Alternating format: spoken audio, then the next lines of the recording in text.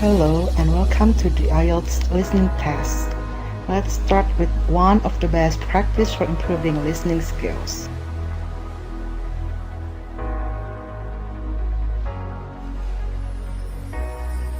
Section 1. You will hear two students talking to their professor about the Science and Technology Festival they attended. First, you have some time to look at questions 1 to 6.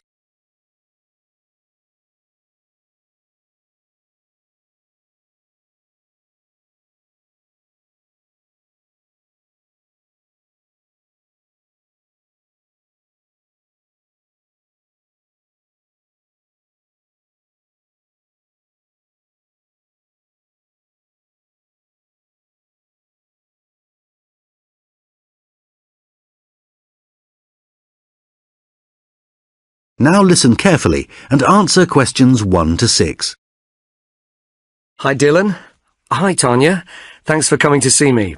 I'm very interested to hear what you thought about the Science and Technology Festival. Well, we're both very pleased we went. Glad to hear it. Was there anything you both found especially useful? Yes, definitely. I saw at least 2 lectures that directly relate to the subjects I'm studying in this first semester. I already feel a little more prepared than I did last week. There wasn't anything that had the same effect on me, but that wasn't my only focus. I saw the festival as a chance to explore new ideas and other subject areas, so I also tried to attend some lectures that looked interesting rather than just the ones I thought would only be relevant to my course. I'm glad I didn't do that. I get too stressed when I don't concentrate on one thing. But wasn't it great to be able to wander around the university and get a better idea of where everything is? Well, I certainly feel more confident now I've explored the area a bit more.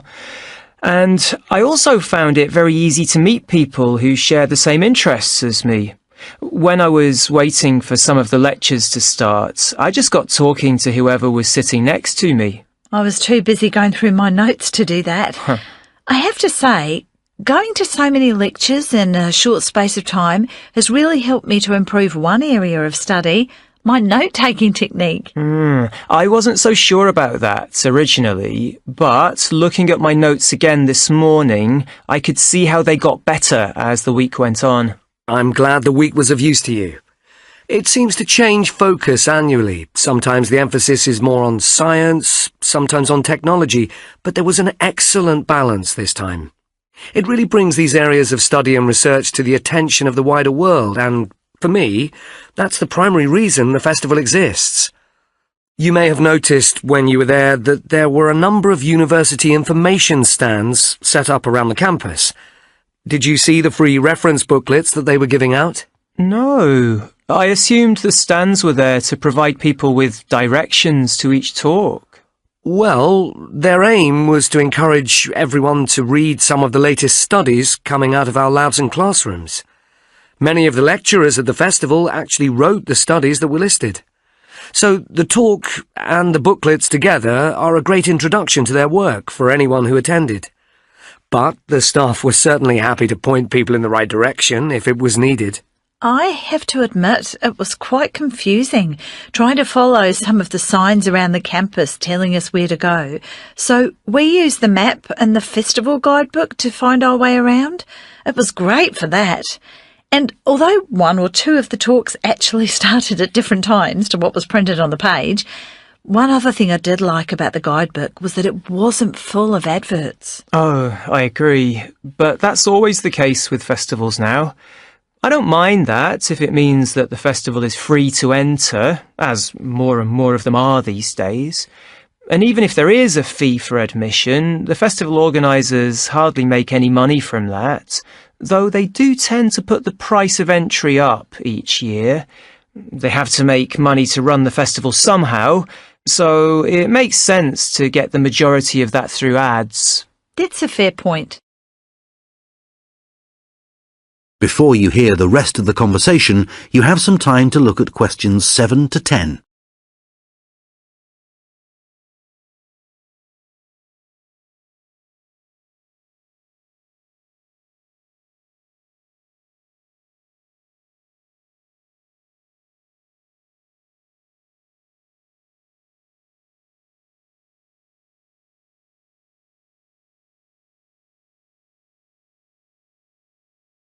Now listen and answer questions 7 to 10. How are the students at your place? Well, I haven't really met anyone yet. They all seem a bit quiet. Perhaps they're working hard. They don't appear to be very studious here, but they are very friendly. I must say, I've been doing a lot of sitting around and chatting over the last week or so. Well, that's good. The only person I've spoken to really is my tutor. He's very approachable and seems to understand how difficult it can be starting university. It's good to have someone you can talk to, and he may help you meet other students. Actually, that doesn't bother me. I'm bound to get to know some people sooner or later. It's more a question of finding out what I need to do, where to go and so on. I hope he can help me with that. Oh, I would have thought so. Well, we certainly have a lot of work ahead of us. It seems like a long time, doesn't it? Studying for 3 years. Yes, it does. But I'm sure it'll go quickly. You know, I'm really dreading the first assessment. Yes. For the course I'm doing, we have to hand our first one in at the end of next month. Really? So, have you got the topic yet? No, but we'll get it soon. I'm not sure how much we have to write yet. Not too much, I hope. I know what you mean. And it's hard to study, especially where I am now. Oh, where are you living? I'm living in a hall of residence. I thought that would be a good idea, as there'd be a lot of people around, but I'm finding it a bit noisy. I can see that I'm going to have problems when I really need to get down to some work. So, I guess you need to be somewhere on your own then? Yes. Well, I do like to have some people around me, so I'd prefer to live with a family somewhere, in a house not too far from the university. Well, good luck with that. Yes, thanks. And good luck to you as well. Oh, I have to dash now. I've another lecture in 10 minutes. Bye for now. Bye! That is the end of section 1. You now have half a minute to check your answers.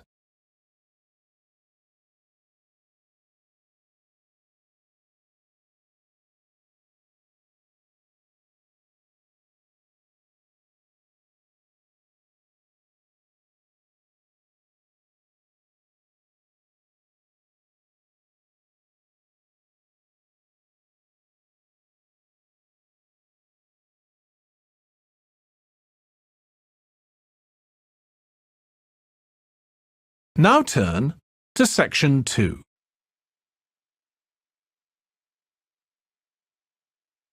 Section 2.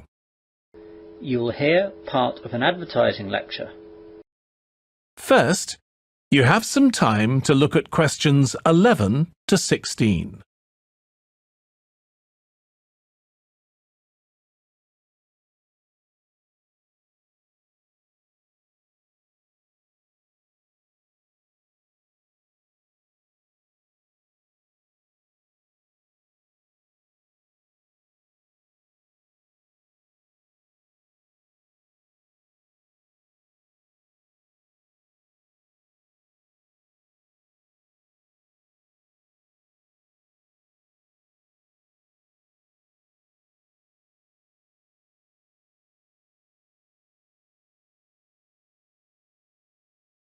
Now listen carefully and answer questions 11 to 16.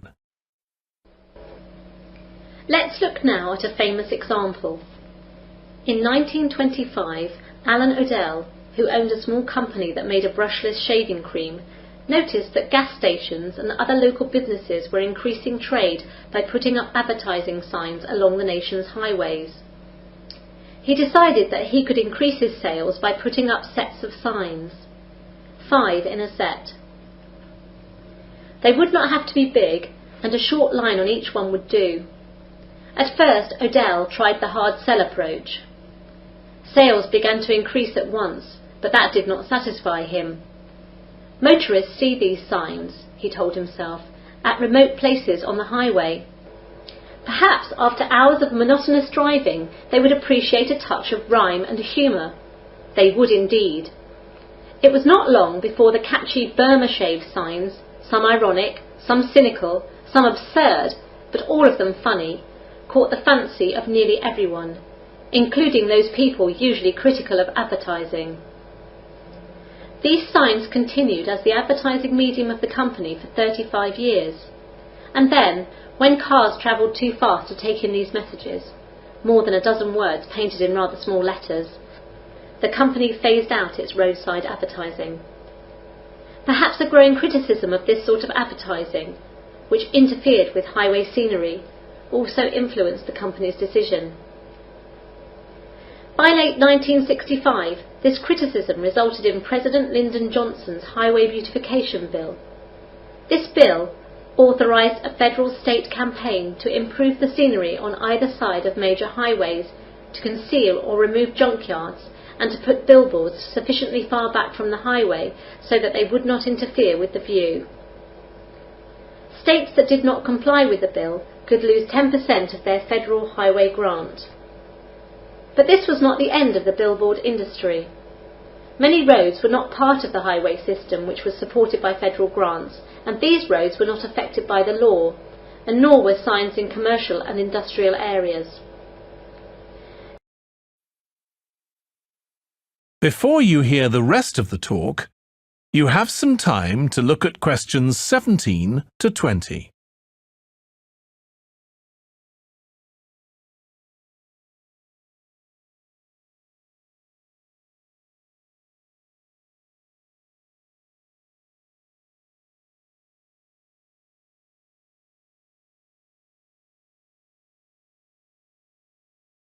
Now listen and answer questions 17 to 20. So, simple but effective. The other method you're going to practice this week is the bamboo oven. Now, the steam pit is ideal in certain conditions because the heat is below ground level. For example, if there's a strong wind and you're afraid a fire might spread. But when it's safe to have an open fire, you can use the bamboo oven method. You get a length of bamboo, which, as you probably know, is hollow and consists of a number of individual sections with a wall in between. You use a sharp stick to make a hole in each of the dividing walls apart from the end one. Then you lean the bamboo over a fire, with the top propped up by a forked stick and the bottom sitting on the ground.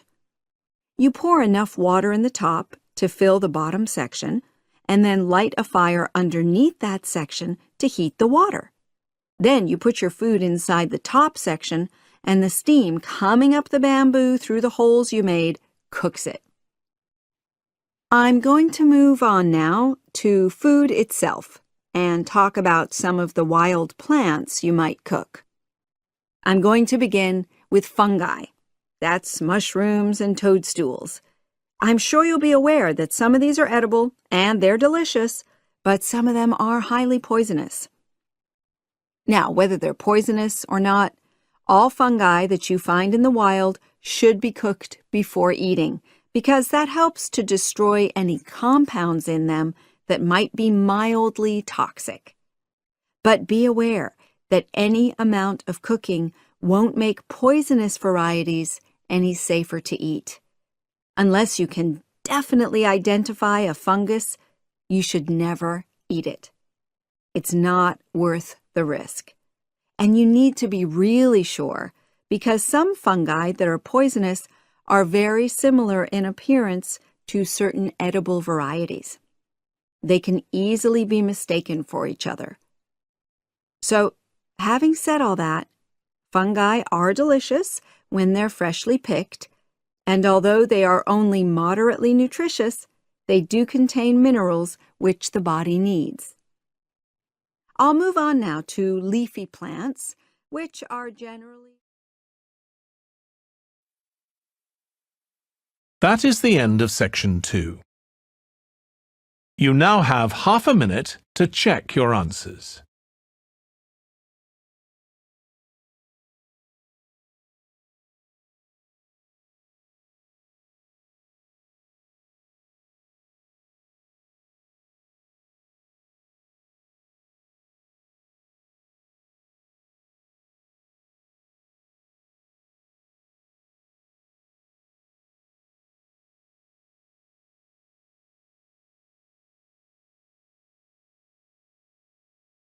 Now turn to Section 3.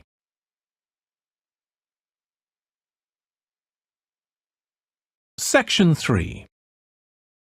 You will hear a conversation between an admissions officer and a manager from the university's technologies department. First, you have some time to look at questions 21 to 26.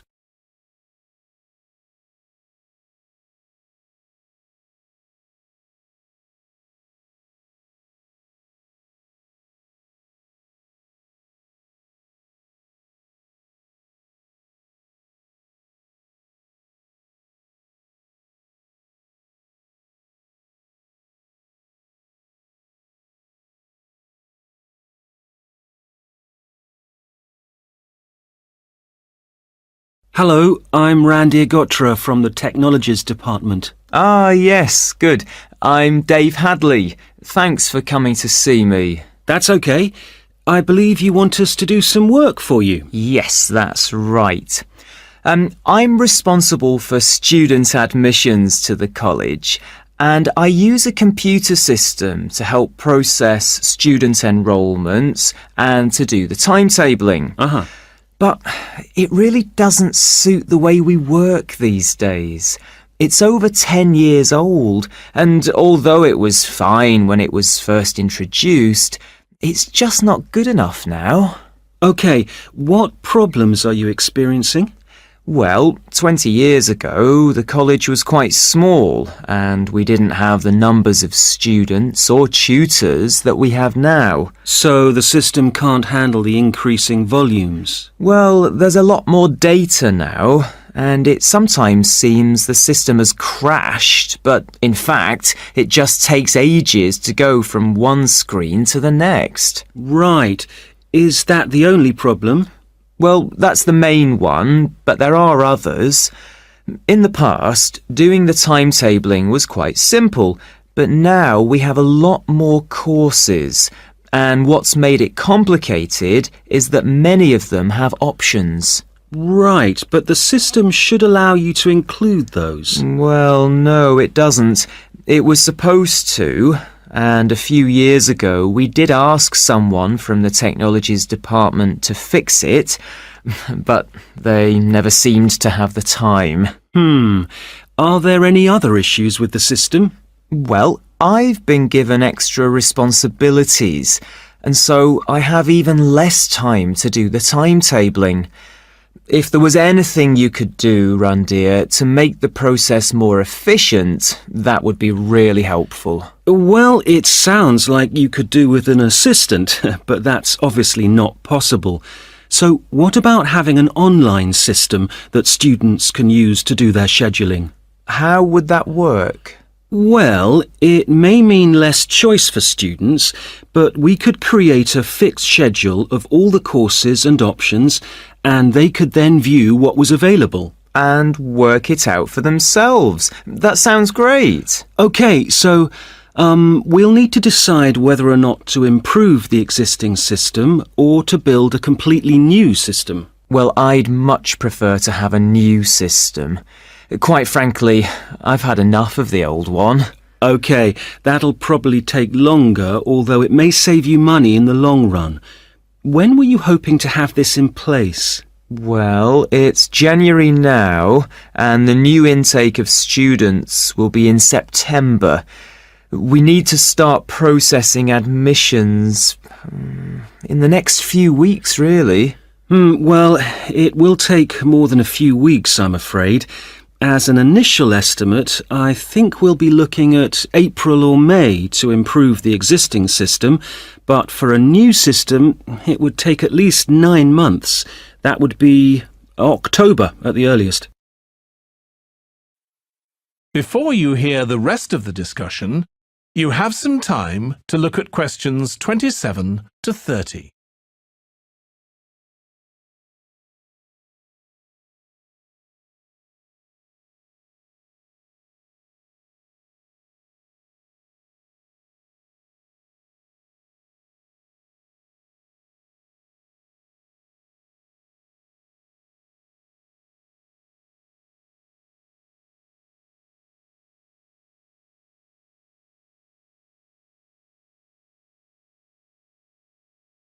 Now listen and answer questions 27 to 30. The valley and estuary of the River Trelor forms an unspoilt, beautiful landscape, rich in both wildlife and sites of historic interest. There are many ways to explore the area, and public transport links are good.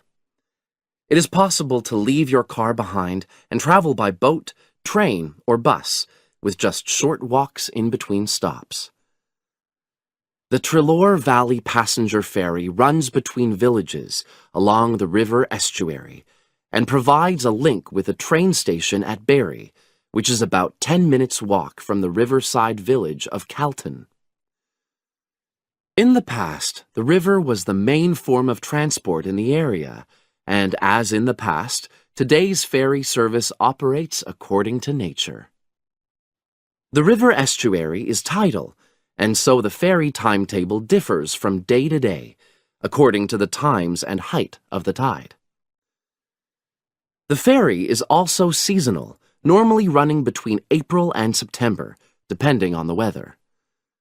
A timetable for the whole year can be downloaded from the internet by visiting www.trelorferry.co.uk.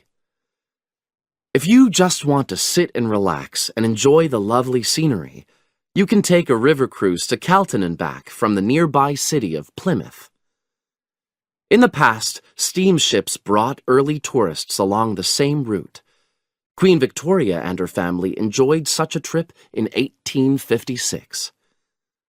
The journey is quicker these days. The round trip takes between 4 and 5 hours, depending on tides and weather.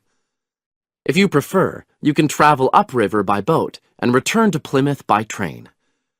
All cruise boats and trains have wheelchair access. For more information and for departure times, ring Plymouth Boat Cruises on 017 528 23104. Trains run several times a day throughout the year between Calton and Plymouth, with various stops in between. They are used by both local commuters and tourists who want to enjoy the beautiful scenery. The highlight of the journey is crossing the river on the stunning viaduct, which was built at the beginning of the 20th century and towers 120 feet over the water. It is unnecessary to book, and tickets can be bought on the train. For information about fares and timetables, contact National Rail Enquiries by phone or online. The bus service in the Trelor Valley now connects all train stations and villages in the area. Especially for holidaymakers, there's a Rover ticket which can be used at weekends and on national holidays and allows unlimited journeys on those days. The Rover ticket provides great value for money and is now even cheaper than it was last year. An adult ticket costs £5.50 a day. Senior citizens can travel for £4.50, and a family ticket for up to 5 people costs just £12. Tickets can be bought on the bus.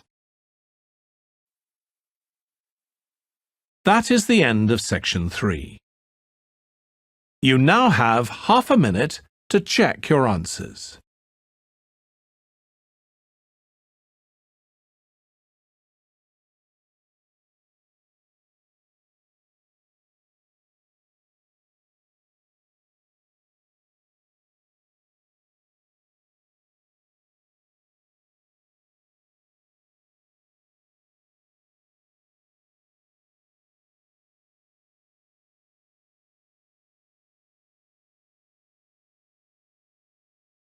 Now turn to section 4.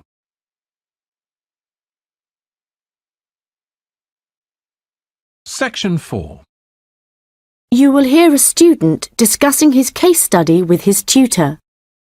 First, you have some time to look at questions 31 to 40.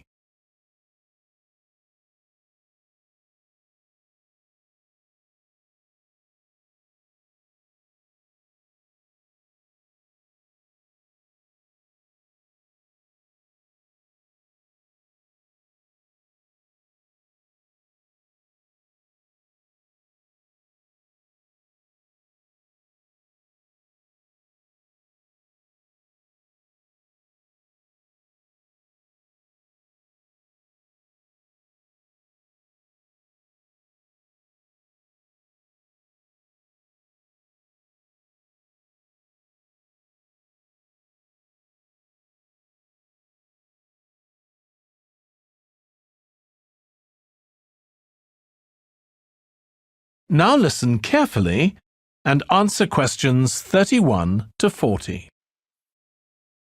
Well, James, I've had a look over your case study, and for a first draft, it looks promising. I have to be honest. When you told us we had to write about a furniture company, it didn't sound like the kind of thing that would interest me. But since then, I've changed my mind. Why's that? Well, as you know, Furniture Rossi is an Australian company, still comparatively small compared to some of the high street stores, but it's got plans to expand into foreign markets. So I chose it for that reason. It's going through a transition. It's a family-run business aiming to build a global brand. All right, and you've made that clear in your writing. One thing, though, that I think you've overlooked is why Luca Rossi started a furniture company here in Australia in the first place. Well, he'd just got an arts degree, hadn't he? And people were trying to talk him into an academic profession, but he wanted a practical job, something he thought would be more satisfying in the long run. His grandfather had been a craftsman, he'd made furniture in Italy, and he'd passed this skill on to Luca's father. And, well, Luca thought he'd like to continue the tradition. Yes, that was the motivation behind his decision. And what was it, do you think, that gave Furniture Rossi a competitive edge over other furniture companies? I wouldn't think it was price. It's always been at the higher end of the market. But according to my research, it was to do with the attitude of the employees. They were really focused on giving good customer service. Yes, Luca Rossi insisted on that. Their promotional campaigns also emphasised the fact that the wood only came from Australian forests. But that was the case with their rivals too, so it wouldn't have made them stand out. OK, we'll have a careful look at the content of your case study in a minute, but I just want to make a general comment first before you start writing your second draft. OK.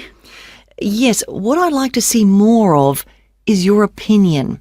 A bit more critical thinking rather than the bare facts.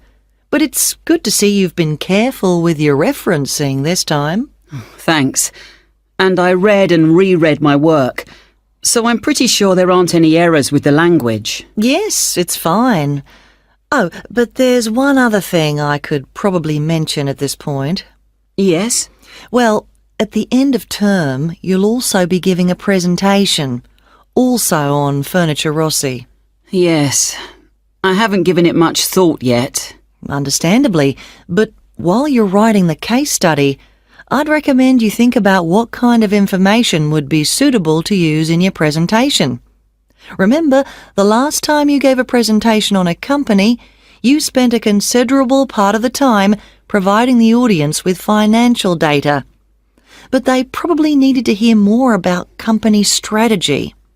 Yes, I did concentrate rather too much on the figures. I'll make sure there's a balance this time. Good.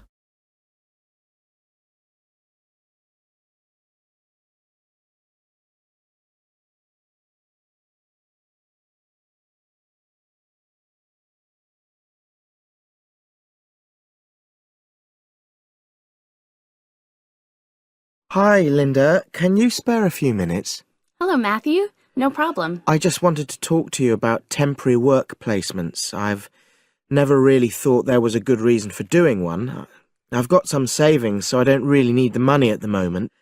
But I've had an email from the university about a vacancy that looks quite interesting. You did a placement last year, didn't you? I did, yes.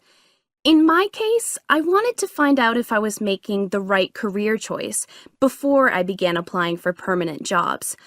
I thought I wanted to work in car manufacturing, but I wasn't sure, so I applied to Toyota. What was the application process like? Lengthy. There were a lot of different parts to it. The dullest one was a psychometric test. You know, when you have to answer loads of questions about yourself. And you're trying to guess what's the best thing to say. Yes. Then there was an activity that we did in groups, which I found really fascinating. Engineers are renowned for being a bit unsociable, but I thought we made a great team. And we had an individual task too. We had to sort through various business documents and prioritize them. It was just like what you have to do as a student, really, just with different content. What exactly were you doing on the placement? I was helping to design some diagnostic software to identify any waste in the car assembly process. Do you mean waste of materials? No, time. Anything that can speed the process up helps to cut costs. How did the work placement compare to being a student? Was it hard work? Yes, it was. I'd had full-time work before. I've done various unskilled jobs during university holidays, and some of those involve long hours. So I thought I'd find it easy. I was wrong, though. I think when you're on placement, you're always trying to prove yourself. So you push yourself hard to succeed? Yes. But I got a lot of support from my employers. They were always helpful. And then, at the end of the placement, I was given formal feedback. Do you mean on your engineering ability? Well, no. I didn't really need that because we had team meetings every other day. And so I had the chance to discuss technical issues and ask about anything that wasn't clear. The evaluation was about general workplace things, like organizational ability, initiative, that sort of thing. I get the impression you think you benefited from the placement. Well, the best thing is that they've offered me a job for next year. Depending on my exam results, of course, but still. A permanent one? Yes. But apart from that, I learned so much. The industrial environment was much more demanding than the academic one, so my general skills improved, like time management, meeting deadlines. And on the technical side, I learned new software packages, like MS Project. Well, I think you've convinced me that work placements are worthwhile, but while you're here, can you give me advice on something else? That is the end of section 4. You now have half a minute to check your answers.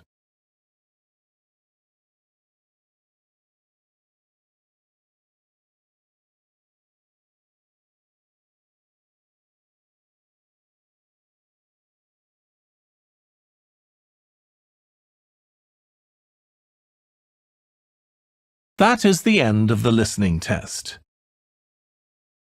In the Ielts test, you would now have 10 minutes to transfer your answers to the answer sheet.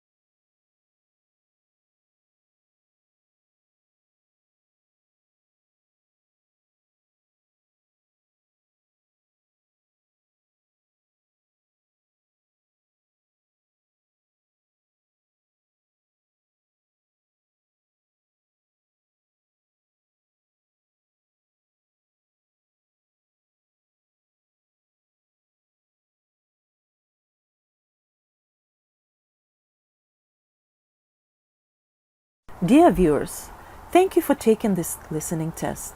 Please let me know about your score in the comments section below. Keep on practicing. It's the only way to be successful. We are planning to upload more IELTS helpful videos. Please subscribe to our channel, IELTS Listening. Thank you.